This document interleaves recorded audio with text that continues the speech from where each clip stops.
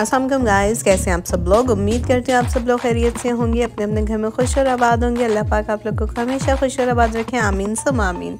So guys, ये vlog weekend का है, लेकिन इसको मैं अपलोड जो है कुछ बिजी रूटीन की वजह से अब जाके कर रही हूँ।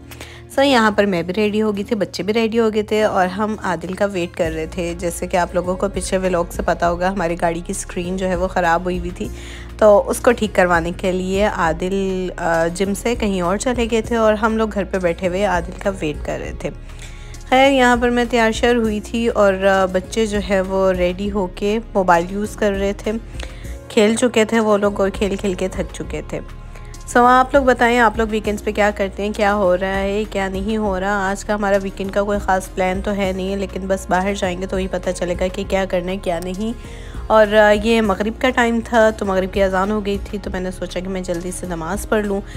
तो सबसे पहले मैंने नमाज़ पढ़ ली, क्योंकि अभी टाइम था आदिल के आने में। तो मैंने नमाज़ पढ़ी और बहुत सारी दुआएं की। नमाज के बाद आप लोग भी लाज़मी दुआएं किया करें। वैसे तो नमाज पूरी की पूरी ही एक दुआ है, लेकिन नमाज के बाद दुआ अपने लिए आप लाज़मी किया करें। और हर दुआ के बाद फरिश्ते भी, जब भी आप अपने लिए अच्छी अच्छी दुआएं करते हैं तो फरिश्ते भी उसके ऊपर आमीन करते हैं। तो जैसे ही मैंने नमाज़ पढ़ी तो बाहर से मियाँ मियाँ की आवाज़ें आ रही थी और दरवाज़ा खोला तो गुफ़ी साहिबा ने अंदर आना था।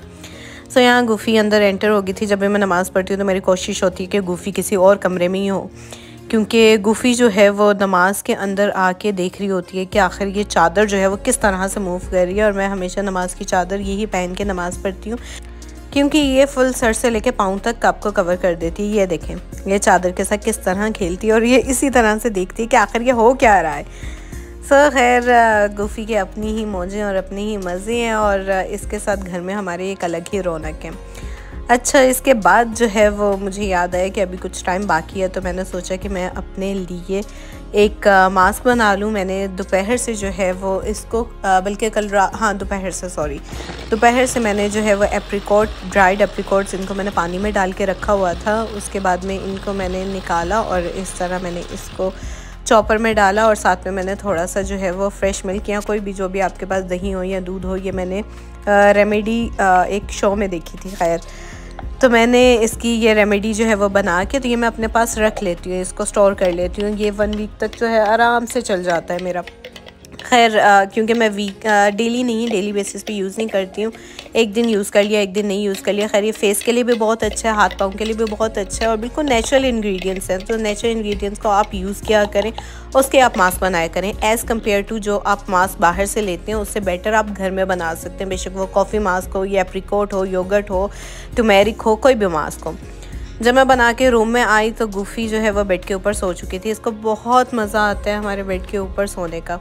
और ये देखिए, यहाँ पे उठ के तो मुझे देख रही है कि मैं क्या कर रही हूँ। तो ये हमेशा इसी तरह से सोती है और बहुत ही क्यूट सी लगती है। मैं आपको आगे इसके और भी पोजेस दिखाती हैं। देखिए, यहाँ पे हम लोग अंगड़ाइयाँ ले रहे हैं क्योंकि हम लोग थक गए हैं और यहाँ पे डिफरेंट पोजेस में जो है ना इसने अब सोना है।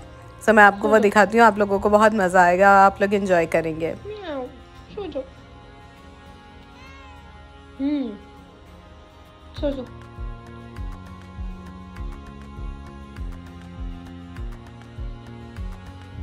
खैर, मुझे गुफ़ी के इस पोज के बिल्कुल समझ नहीं आए कि ये कौन सा स्टाइल है सोने का। हाथ उठा के और पाँव उल्टे करके, मुंह ऊपर करके अजीब व गरीब स्टाइल में जो है वो ये सो रही है। जैसे मैंने इसके पास मोबाइल किया तो दोबारा से देख रही थी कि ये दोबारा से आ गई है मेरे पास। आज का व्लॉग जो है वो मैंने थोड़ा सा बड़ा बनाया है। उसके पीछे एक रीज़न है कि अक्सर लोगों ने मुझसे ये बात कही है कि आप व्लॉग्स जो हैं वो बहुत छोटे छोटे से बनाती हैं, तो कोशिश किया करें कि थोड़ा सा बड़ा व्लॉग बनाया करें कि ताकि देखने का भी मज़ा आए। यहाँ पे गुफ़ी मुझसे ज़बरदस्ती प्यार ले रही थी। जब मैं इससे हाथ पीछे करती, मेरा हाथ उठा के अपने सर पर रख लेती कि मुझे जो है प्यार करो, रख लेता। खैर, इसके बाद ईशा की नमाज़ हो गई थी, ईशा की नमाज़ पढ़ी, उसके बाद आदिल जो है वापस आ गए और फाइनली हम लोग बाहर गए घूमने के लिए। खैर, सऊदीया में रह के कोई ख़ास एक्टिविटीज़ तो होती नहीं है कि एक्टिविटी होती है कि वीकेंड आए और आप बाहर चले जाओ। यहाँ से स्टार्ट होती है हमारी जर्नी। मेरे हस्बैंड को एज़ यूजुअल पुराने गाने बहुत पसंद है। उन्होंने यहाँ पे मुझे एक बात बोली कि तुम मेरी वीडियो क्यों बना रही हो आखिर। तो मैंने कहा अच्छा ठीक है, आप गाना गा लें, मैं आपकी वीडियो नहीं बनाती। और क्या आप लोग मुझे बता सकते हैं कि हम लोगों ने गाड़ी में कौन सा गाना लगाया हुआ है। आई होप आप सब लोगों को पता ही होगा।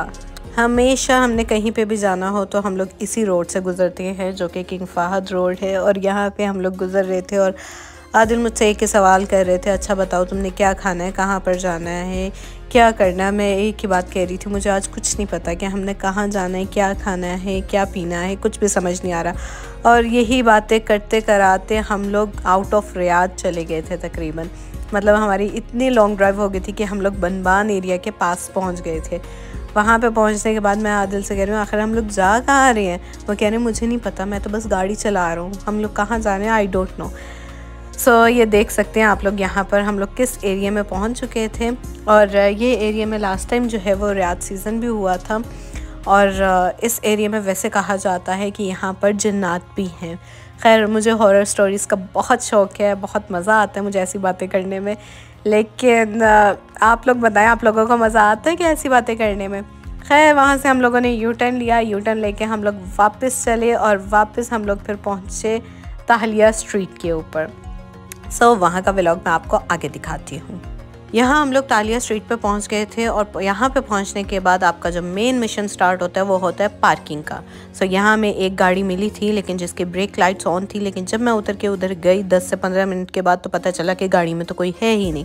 खैर वहाँ से निकले और हम लोगों ने दोबारा से पार्किंग ढूंढना स्टार्ट किया। और यहाँ पर 3-4 चक्कर काटने के बाद फाइनली शुक्र अल्हम्दुलिल्लाह हम लोगों को पार्किंग मिल गई और हमारा मिशन सक्सेसफुल हो गया। कार तो पार्क हो गई और अब हम लोगों का मिशन था कि हम लोगों ने खाना क्या है नेक्स्ट मिशन, जो हम लोगों ने गाड़ी में ही डिसाइड कर लिया था, जिसमें हमारी मदद की थी दोनों बच्चों ने, साइमज़ियान।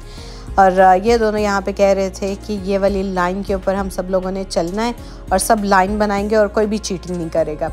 तो यहाँ पे ये लोग इस तरह लाइन में आ रहे थे और हम लोग फाइनली पहुँचे बच्चों की फरमाइश के ऊपर, जो कि उन्होंने खाने थे बर्गर्स, फ्रेंच फ्राइज़ और साथ में उन्हें कोल्ड ड्रिंक चाहिए थी। सो हम लोग पहुँचे Century Burger. So welcome to the house of burger. आज हम लोगों ने सोचा है यहाँ के बर्गर्स हम लोग ट्राई करेंगे और हम लोग रूफ टॉप पे हमने सोचा कि वहाँ पर जाके ओपन एयर बैठते हैं। सो यहाँ पे हम लोग ऊपर गए और जब ऊपर गए तो फाइनली कहीं पे भी ऊपर बाहर जो है वो ओपन एयर था ही नहीं। सो वहाँ से हम लोग निकल के फिर वापस उधर ही आ गए जिधर से हम लोग गए थे। सो यहीं पे हम लोग आके बैठ गए और जो है यहाँ पर ये ओपन एयर में हमने सोचा कि बैठ के एंजॉय करते हैं सेंचुरी बर्गर्स को और आप लोगों को दिखाती हूँ कि आखिर बर्गर्स कैसे थे। सो ज़ियान की फरमाइश पे सबसे पहले जो है वो हम लोगों ने मंगवाए फ़्राइज़ और साथ में आई हमारी कोल्ड ड्रिंक्स। सो ये यहाँ पे फ़्राइज़ आ गए थे और ये कोल्ड ड्रिंक्स बच्चों की आ गई थी। मैंने अपने लिए मिक्स्ड बेरी मंगवाया था। यहाँ पे मैंने सोचा अपनी ड्रिंक के साथ थोड़े से शशके और शोखी मार ली जाए। सो वो मारने के बाद जब मैंने ड्रिंक पी तो वाकई में बहुत ही चिल्ड और मज़े की ड्रिंक थी। और यहाँ पे फ़्राइज़ आ गए थे जिसके साथ केचप और साथ में स्पाइसी सॉस थी। बर्गर्स में बच्चों के लिए फ्राइड चिकन बर्गर था, आदिल ने अपने लिए ओरिजिनल बीफ बर्गर जो कि सेंचुरी बर्गर था वो ऑर्डर किया था और मैंने अपने लिए रेड स्पाइसी बर्गर ऑर्डर किया था। और ये मेरा रेड स्पाइसी बर्गर आ गया था विद कोस्लो। या चलें अब मैं लगी हूँ अपना खाना खाने और अब आपसे मिलते हैं बाद में। सो यहाँ पर हमने सारा कुछ मुका दिया था और ये हमारी बिल जो है हमारे हाथों में आ गया। सबसे बुरी चीज़ पता है क्या लगती है, जब आपको टैक्स पे करना पड़ता है। सो ये मैं आप लोगों को यहाँ पर इनका जो है वो QR कोड भी आप लोगों को दिखा देती हूँ। ये इनका QR कोड है, बेशक आप स्कैन कर लें और नेक्स्ट टाइम यहाँ पे आएँ। लेकिन यकीन करें इनके बर्गर्स बहुत ही डिलीशियस, बहुत ही सॉफ्ट और बहुत ही मज़े के बर्गर्स थे। बर्गर्स खाने के बाद हम लोगों को कॉर्न ट्रक दिखाई दिया, जो कि अगर दिखाई दे तो बच्चे कैसे हो सकता है कि ना लें वहाँ से आइसक्रीम। सो बच्चों ने आइसक्रीम एंजॉय की और हम लोगों का यहाँ से हम लोगों ने अपनी राह वापस ली घर की जानिब कि अब हम घर को चलें। वैसे पर्सनली मुझे ये रोड बहुत पसंद है, ये सिग्नल। यहाँ से आप लोगों को फैसलिया का व्यू भी बहुत अच्छा दिखाई देता है और साइड में जो बिल्डिंग्स हैं वो भी आपको बड़ी प्यारी लगती हैं।